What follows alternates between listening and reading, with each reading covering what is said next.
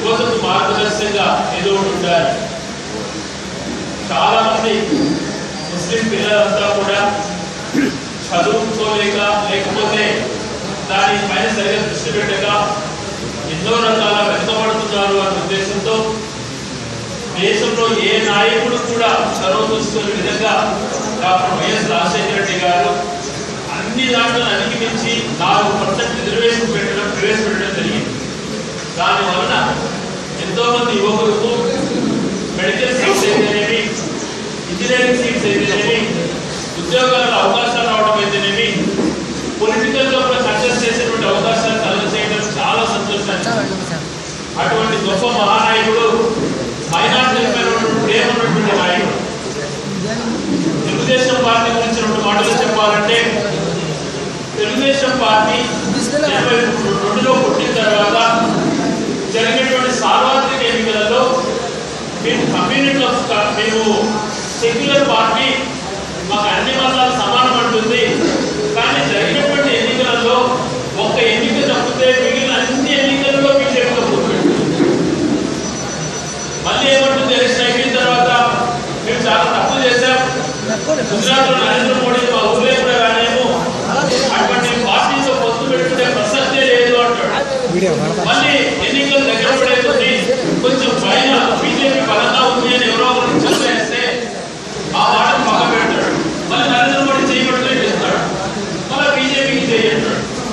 ఈ రకాలుగా మాటలు మార్చే నాయకుడు నమ్మక ఏ రకంగా ముస్లిం యువతకు కానీ ఏ రోజు మైనార్టీల గురించి కానీ ఆలోచన చేసిన వ్యక్తి చంద్రబాబు నాయుడు గారు ఒకసారి ఆలోచన చేయాలి. మాట మీద ఉండాలి. సెక్యులర్ పార్టీ అంటే సెక్యులర్ విధానంగా ఉండాలి, బీజేపీకి దూరంగా ఉండాలి, దూరంగా ఉండాలి. కానీ ఎన్నికల అయిపోతున్న ఒక మాట చెప్పడం, ఎన్నికల దగ్గరకు వచ్చినప్పుడు ఇంకొక మాట చెప్పడం, ఇట్లా ఇన్ని రకాల మాటలు మాట్లాడేటటువంటి నాయకుడు ప్రజలు ఏ విధంగా చూసుకుంటాడో మీరు ఆలోచన చేయండి. కాంగ్రెస్ పార్టీ జగన్మోహన్ రెడ్డి గారి పార్టీ నుంచి బయటకు వచ్చిన తర్వాత ముస్లిం మైనారిటీకి ఎవరికైనా 10% రిజర్వేషన్ ఇస్తే నేను ఎవరికైనా పొత్తు పెట్టుకుంటానని మాట వరుస కంటే ఈయన బీజేపీకి కలిసిపోతాడంట అనే రకరకాల పుస్తకాలు గుర్తించి రోజులు పేపర్లో రాయిస్తున్నారు. మరి ఈ రోజు ధైర్యం ఎక్కడికి పోయింది? ఎన్నికలు పడేటప్పుడు బీజేపీ దూరంగా ఉండలేకున్నావు, పొత్తంతా ఏర్పరుచుకున్నావు కాబట్టి బయట చెప్పవు. ఇన్ని రకాల డ్రామాలు ఆడేటువంటి చంద్రబాబు నాయుడు గారికి ఈ ఎన్నికలలో మనం అందరూ గుణపాఠం చెప్పాలి. ఖచ్చితంగా జగన్మోహన్ రెడ్డి గారు చెప్పాడు, సెక్యులర్ పార్టీ విధానమే మా విధానం అని చెప్పి రాష్ట్ర అభివృద్ధి ముఖ్యమని చెప్పి కూడా చెప్పడం జరిగింది. అటువంటి వ్యక్తిని మనం నమ్మాలి. ఇంకొక చిన్న యువకులందరికీ కూడా ఎవరో ముఖ్యమంత్రి అయినారు, మనకి ఏ వస్తుందని చెప్పండి. ఈ రోజు రాష్ట్రాన్ని అడ్డుగోలుగా విభజించారు, అడిగే దిక్కు లేక రాష్ట్రాన్ని అనాథం చేశారు. రాజశేఖర్ చనిపోయిన తర్వాత ఆ మనిషి బతుకున్నప్పుడు నోరు ఎత్తడానికి కూడా భయపడినటువంటి వ్యక్తులు ఈరోజు రకరకాల పెద్ద పెద్ద నాయకులు అయిపోయారు. వాళ్ళ స్వార్థం కోసం రాష్ట్రాన్ని కూడా చీల్చిపడేశారు. చీల్చిన తర్వాత కూడా కలిసి ఉంటే జగన్మోహన్ రెడ్డి గారు బలపడుతుందని చెప్పి రాష్ట్రాన్ని చీల్చారు. ఈ చీల్చిన తర్వాత కూడా జగన్మోహన్ రెడ్డి గారు ఏదైనా దెబ్బతీయాలని చూస్తున్నారు.